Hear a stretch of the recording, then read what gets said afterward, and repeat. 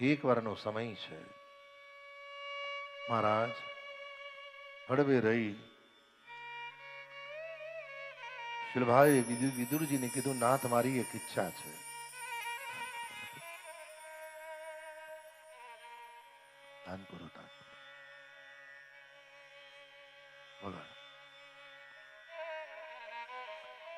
હળવે રહીને પૂછ્યું.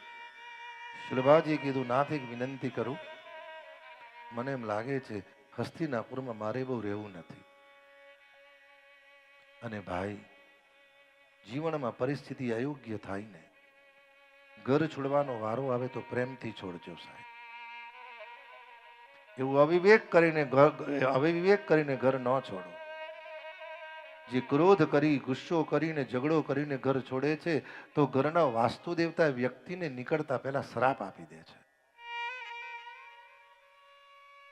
જા, મારું તો કલ્યાણ નહીં પણ તારું કલ્યાણ ના થાય.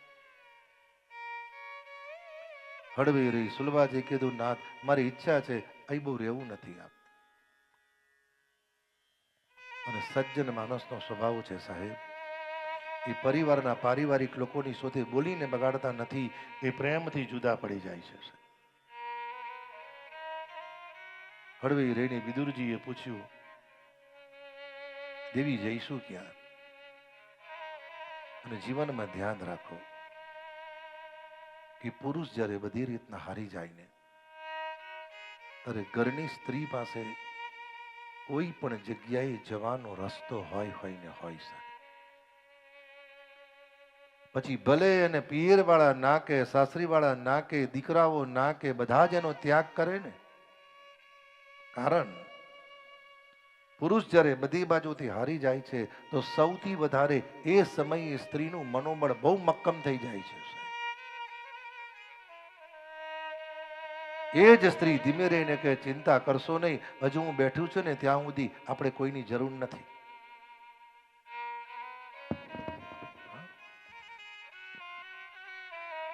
શિલભાજી કીધું, નાથ એક વિનંતી છે. ગંગાના કિનારે જઈશું, ભગવાનનું ભજન કરીશું. કારણ હવે મને હસ્તિનાપુરમાં રહેવાનું બહુ યોગ્ય નથી લાગતું. નાથ ખોટું લાગે તો માફ કરજો, પણ તમે જ્યારે નથી હોતા અને તમે જ્યારે નીચ કામમાં જાઓ છો ને, આપણી ગેરહાજરીમાં નાથ તમારા માટે અને મારા માટે આ પરિવારમાં ખૂબ અપમાન થાય છે.